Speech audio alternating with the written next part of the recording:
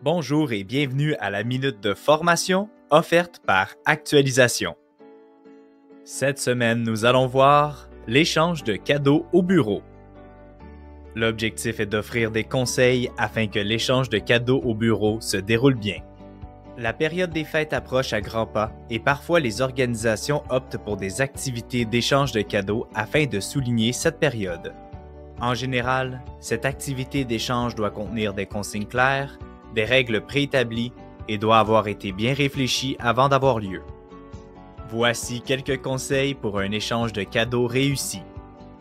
Premier conseil, fixer un montant pour les cadeaux. Les règles doivent être claires quant au montant du cadeau à offrir. De telle manière, les individus sont encouragés à dépenser le montant fixé, ni plus ni moins. Acheter un cadeau qui est beaucoup plus que la valeur fixée peut rendre le destinataire inconfortable. Au contraire, en acheter un qui est moins que la valeur fixée peut vous faire paraître avare ou non intentionné envers le destinataire. Deuxième conseil, établir des procédures claires quant au déroulement de cet échange. Afin d'éviter les mauvaises surprises et le mécontentement, il est important d'être clair.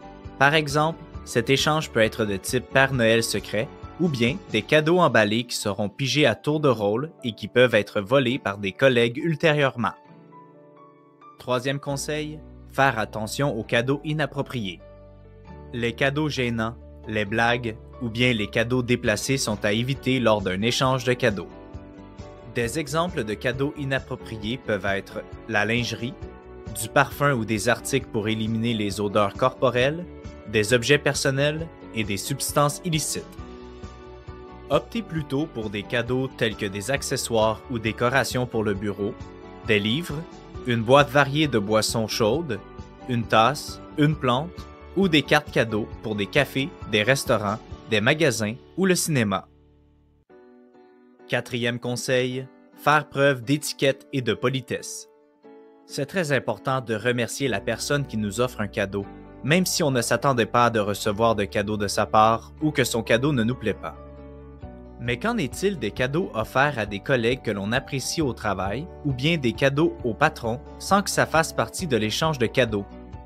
Les cadeaux adressés aux collègues qu'on apprécie peuvent être offerts en privé afin de ne pas créer de la frustration chez les gens qui n'en recevront pas de votre part.